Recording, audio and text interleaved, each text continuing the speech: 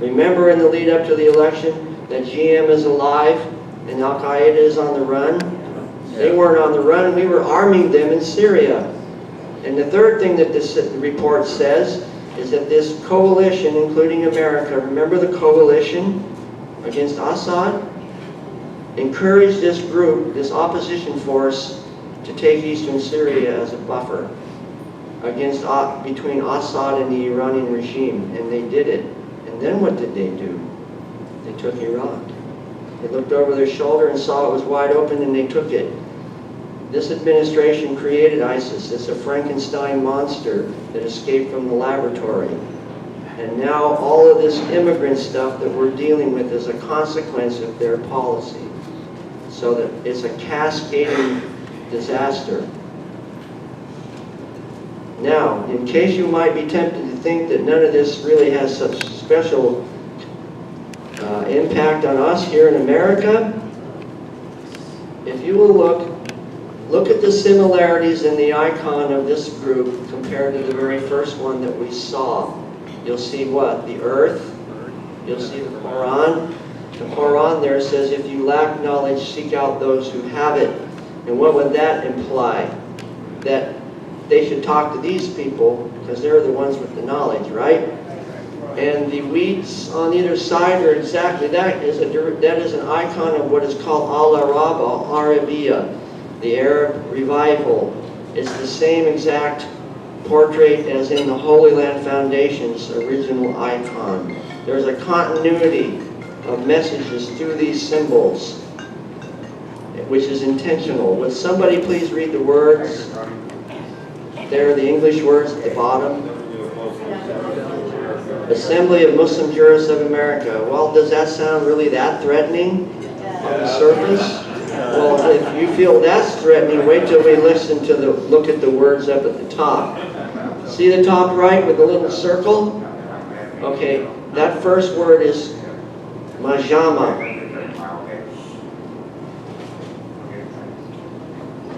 The first word is Majama. It comes from the word Jama, which means group.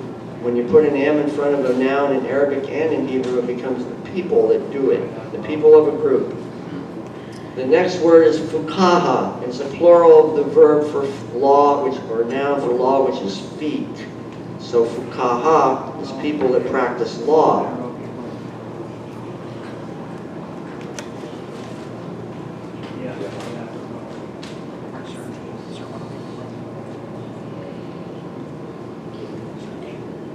The third word is Sharia, all Sharia law. And the fourth word is Bi'amrikia. This is the group of lawyers practicing Sharia law or promoting it in the United States. So what I'd like to ask you to do is a little homework assignment and call your representatives and ask them, why is this group allowed to continue operating in the United States? It should not be. It's actually more ominously malevolent than any of the other Muslim Brotherhood front groups that are operating in the United States, because this is the gravitational force of the entire North American Islamic community. They provide the fatwas, the guidance to the Muslims in America on whether they should do things like join businesses, join the military, or join law enforcement. And in the bottom line is they say that you can do it as long as you hate them in your heart. It's called loyalty and enmity. It's a very strong, well-defined doctrine within Islamic theology. Enmity and hatred. That if you join these groups for the promotion of Islam, you can do it as long as you hate them in your heart. Can you think of anybody that was in the military that did exactly that? Nidal Hassan. The Tablighi Jamaat case, we're getting low on time, and I already referred to it a little bit. The 67 records of the case that I worked on at the National Targeting Center. I was commended for finding 300 terrorists related to this case. We also had 1,200 law enforcement actions based on it in the 9 months. It was authorized by the Attorney General of the Department of Homeland Security in August of 2011, which would be 5 years ago. The government came in, Hillary Clinton's Department of State and the Civil Rights and Civil Liberties branch of the Department of Homeland Security and shut the case down. And then when I did this particular component, they not only shut the case down, they eliminated the records from the system completely. And then we had San Bernardino, and when I saw the news coming out, I literally sat up and shouted at the computer screen, "That's my case!" And then I went on to Megyn Kelly and I told her it was Tablighi Jamaat. Nobody heard of them before. Even Megyn Kelly had never heard of them, even my own colleagues in the intelligence community. Boy, Haney, you really went out on a limb with this one, because if I was wrong, they still would have been terrorists, but I would have mislabeled. I would have discredited myself, and my media career would essentially have been over right there. Haney doesn't know what he's talking about. Don't listen to him. But guess what? Here's what happened. The greatest gift I've ever been given in my entire law enforcement career, and it's something I never saw happen before or since. The FBI released the unredacted affidavit of their interview with Enrique Marquez, the person that supplied the guns to Syed Farook and Tashfeen Malik. And it says right in paragraph 23 that Marquez and Farook discussed the Tablighi Jamaat movement, and Marquez began to pray more frequently at Farouk's residence. It proved my case. Everything that I said was true. And the government eliminated this information out of the system. Till this day, they have not explained why they did it, other than that it would violate the civil rights and civil liberties of individuals affiliated with that particular group, because they were not designated as a terrorist organization. So they chose to delete the information out of the system.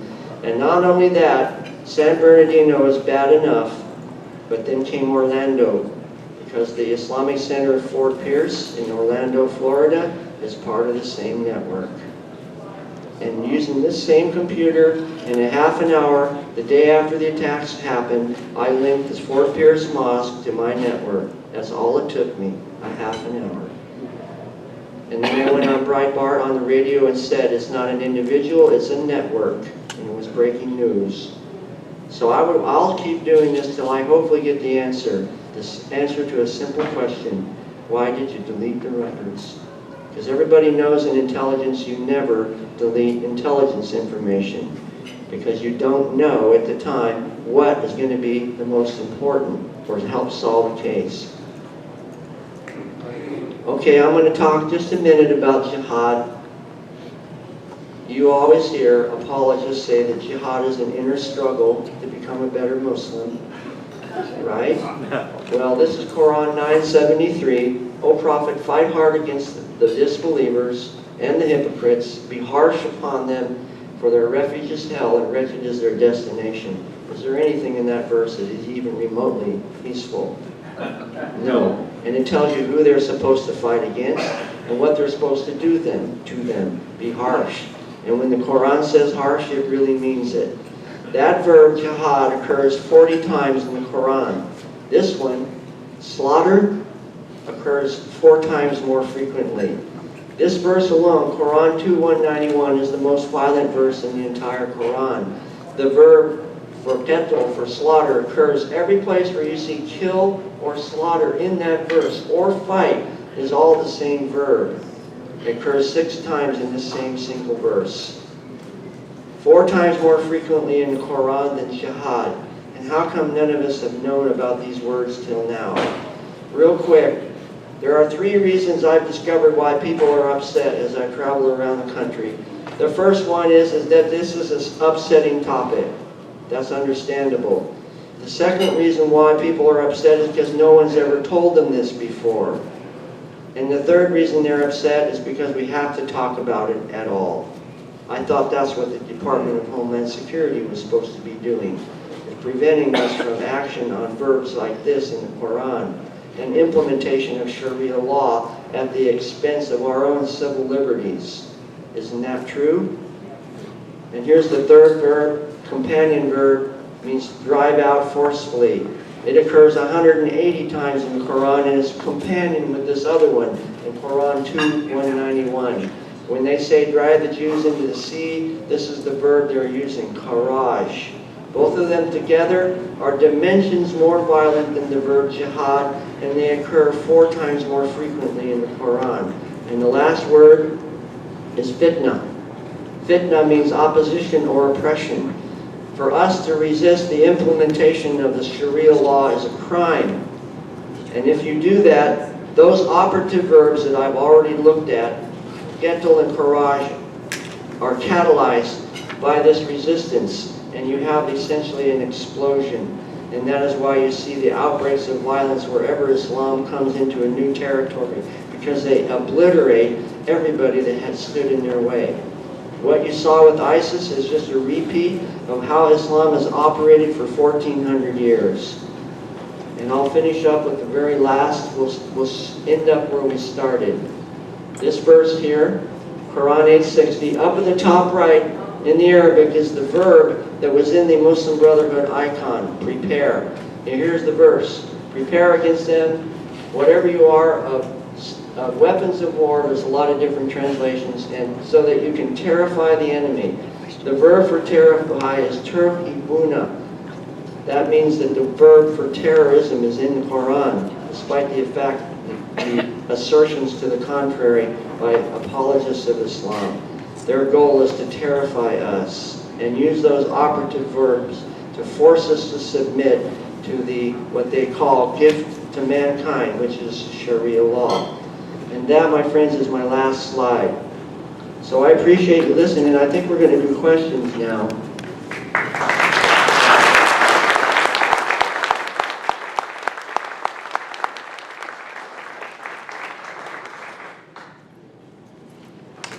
Yes, thanks, Mr. Haney. We appreciate it. Yeah, we've got some people walking around collecting questions, and then we're going to categorize them or just pick out a few of them. Dick, if you can help here, please. Like you say, Mr. Haney's staying up in Holly, Michigan with his camper and his 15-year-old dog, a Yorkie. Yep. Yeah, named Buddy. Buddy can hardly see, can hardly walk, can hardly hear, but he's being a buddy, on this trip with Mr. Haney. Many adventures together we've had. Yeah. So Dick and I had a chance to meet Buddy the other day. But Mr. Haney, just to get started before we get with some of the questions, I heard you on radio today with Theron X. Theron has a radio station out of Ann Arbor. And you mentioned the Muslim Brotherhood Terrorist Designation Act. Yes. Can you give us a little background on that and tell us why that's important? That's something we can all be involved with. There's a bill in the House and the Senate. It's a mirror bill. They're both exactly the same language. They have a lot of support in both the House and the Senate, but it's waiting on the floor to be addressed. They will not bring it forward. If we were able to pass the Muslim Brotherhood designation bill and call them a terrorist group, that would send an unmistakable message around the world to the pro-Sharia, pro-Jihad, Salafi, which does not mean radical, but it means original Islamic movement, that America is serious once again about terrorism and fighting it, and we could do it without firing a single shot or dropping a single bomb anywhere. That really is walking softly and carrying a big stick. If we don't address the threat that's right in front of us, building a wall around America 90 foot thick and 90 foot high won't do us very much good at all. You always start with what's in front of you. If you have the wherewithal to do that, then you will have the wherewithal to address the other needs that come next. And there is one more thing I would like to say before we go to the next question, and is that a quote from Abraham Lincoln that I always try to share. And that is that the dogmas of the quiet past are inadequate for the stormy present. The occasion is piled high with difficulties, but we must rise with the occasion. As our case is new, so we must think anew and act anew. We must disenthrall ourselves, and then we shall save our country, the last best hope on earth. Thank you. Yeah, the Muslim Brotherhood Terrorist Designation Act, and I would advise you to look this up. You can just Google search it. It's HB 3892. it gives you a little mini history lesson of the Muslim Brotherhood. And like Mr. Haney says, if we can get that bill passed, which 5 of our reps here in Michigan have co-sponsored, Wahlberg, Molinar, Candace Miller, David Trott, and Mike Bishop. So we need to get our other legislators to sign on to that. But if they sign on to, or they pass that bill, we can get CARE out of Lansing too. Because CARE is Muslim Brotherhood. That's what you have to keep in mind. CARE has been proven irrefutably in federal court to be a branch of the Muslim Brotherhood. And don't let them ever tell you different. Next. Yes, I heard you speak last night, Mr. Haney, and you mentioned the San Bernardino terrorist, the Darul-Uloom Mosque, because we do also have a Darul-Uloom Mosque here in Warren, Michigan. Can you explain the Darul-Uloom? Darul-Uloom means house of knowledge, Darul-Uloom. It is a branch of Salafi Islam out of the Indian subcontinent. It originated in the 1860s in a city called Deoband, India. That is why they call it the Deobandi movement. It has several fingers on the same hand. One of them is Lashkar-e-Taiba, the group that did the Mumbai massacre. Another one is one you've all heard of, and it's the Taliban. Taliban means plural for student. Talib is a student, Taliban is students. They are students of the Deobandi movement. And the other one is Tablighi Jamaat, like the picture of Syed Farooq that you saw. Darul-Uloom masjids are trademarks. In other words, like a restaurant, you know what you're going to get.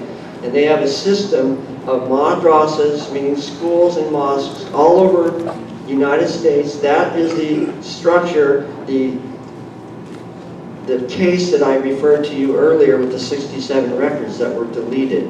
So my premise is that if we'd simply been allowed to continue tracking those different organizations, we could have very plausibly prevented San Bernardino. So there are Darul-Ulooms all over the country. They're smaller in size, they're smaller in number to the Arabic-speaking mosques that you think of most commonly. The reason why they're different is because they speak Pashtun and Urdu. They're from Pakistan, Bangladesh, and India area. They don't grow up speaking Arabic. But other than that, the ideology is exactly the same. Yeah, a couple of questions we've got here on the same order is, what is the government's motive to mislead the American people? And another question was, why is this administration so gung-ho advancing this religion?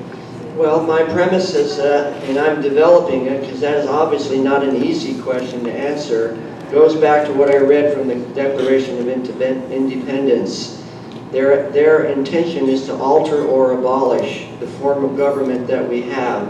And therefore, since Islam's intention is to do the same thing, not just with our government, with every secular government or every government in the world, they've become natural allies. And they see it as a good thing to eliminate discrimination and bias and et cetera, et cetera. But they're willing to use deceit and deception and fraud to do it. Whereas conservatives who want to preserve, not alter or abolish our form of government, are at a tactical disadvantage because we will not lie and cheat to do it. So therefore we have to have the advantage taken back by wisdom. Use wisdom instead of guile. I hope I'm making sense here, but the point is that progressive lefts want to alter or abolish the form of government that we live under. And that's what motivates them. And they're willing to do anything and ally with anybody in order to accomplish it. Another question, Mr. Haney. Have you or will you meet with Donald Trump to educate him? I keep hearing that I'm going to, but I'm like the old-fashioned girl. I will not call the guy to go out. He has to call me. Because if they don't call me, then I might not want to be in that relationship anyway. If they have the sense to call me, I've already said what I will do. I'll go back and work as a civilian and help my former colleagues upgrade their skills in how to do this job. I would be well more than willing to do that.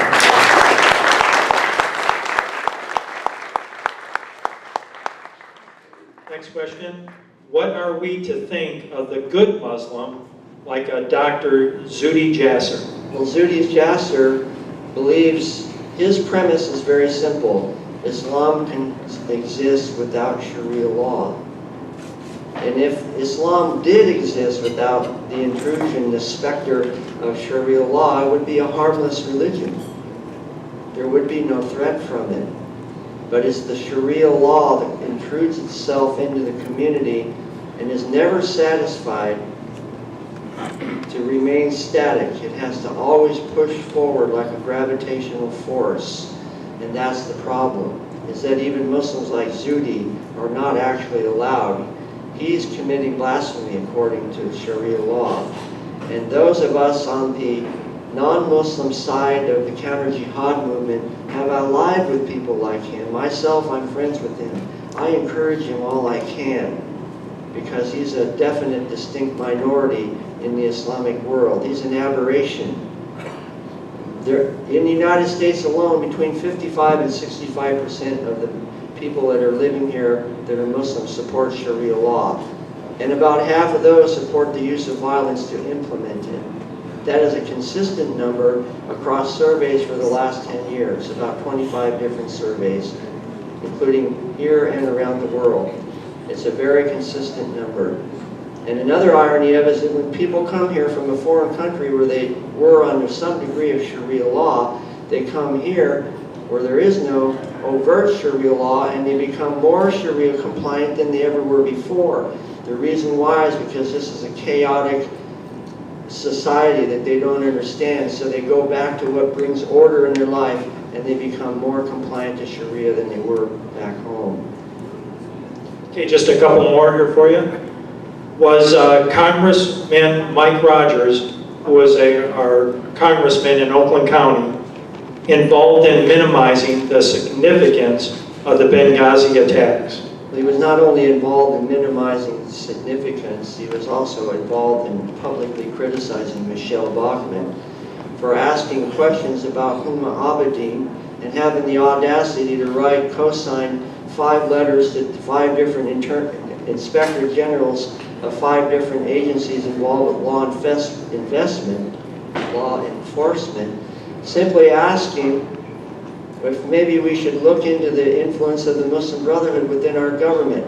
Mike Rogers, McCain, and Boehner all came out and publicly criticized not only Michelle Bachmann, but the other 4 members of the House that signed the letters. That's unconstitutional. We have a checks and balances government. Just like Comey. If Comey said there was no reasonable judge who would take the case, he should have called their bluff and just gave it to them and let them be the one who made the decision. So when the Congress and members of her own party publicly denounced her, I was one of the people that helped provide background information. I was ashamed of my own people or my own leadership because I knew that they were wrong. And it's not very pleasant to watch people with you respect highly make fools of themselves. And I say that because they were absolutely wrong in what they said. They are incorrect. There is a threat. And now those are some of the people I referred to earlier. If they're not careful, they're going to be caught on the wrong side of history. 2 more.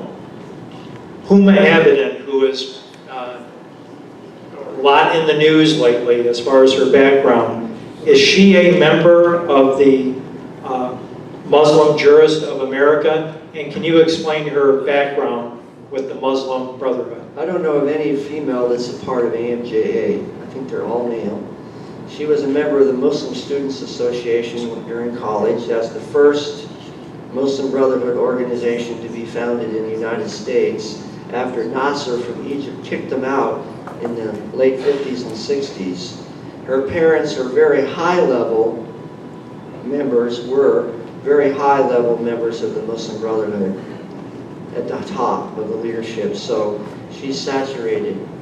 And that's something you have to consider. What if she becomes Secretary of State or something like that? Last question. Where does the Al-Modi, is that, how do you pronounce it? Ahmadi Islamic movement fall on the threat? They're kind of in there with the Sufis. They take a lot of persecution from mainstream Islam. They're considered heretics according to strict Sharia law. And I'm not as concerned about them. They're a relatively small subgroup, as kind of like the Sufis are considered the mystics of the Islamic world. So they're Islamic, but they're not practicing and following Sharia law and enforcing it as adamantly as the Muslim Brotherhood and these other Salafi groups. They're not Salafi. They're not trying to go back to the way that Muhammad was when he was here. That's what Salafi means. And just when you mentioned that, and I've got but it's a comment, but just when Dick and I and you were in the car last night driving you back to your motorhome, we discussed when Muhammad went on the night ride, when he looked at all of his authority in his night dream. What was the horse that he rode on? Barak. But there's another thing, the word for that night journey is a mirage. Yeah, it's intriguing. It's a mirage, all right. Yeah. But the horse he rode on wasn't named Barak. Yeah, it's a strange horse. Yeah. A horse with a horse's body and a person's head. A comment is our last question, not a question, but a comment that somebody wrote.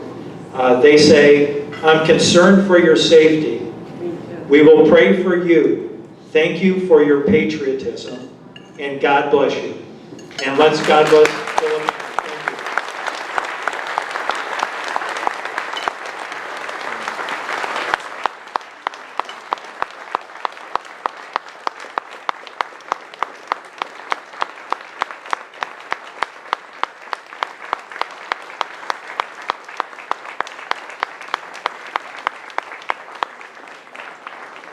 I wish I could convey to you how incredible this journey is that I'm on. To stand here when not so long ago, was a serious possibility that I would be going to jail. And now to have this opportunity, I just can't thank you enough for coming out. And I hope that what I share with you tonight will not depress you, but that it will impress you and it will motivate you to become engaged and stand up and participate in this of, for, and by the people form of government that we have. Because believe me, America is still there, and she's worth standing up for. Thank you.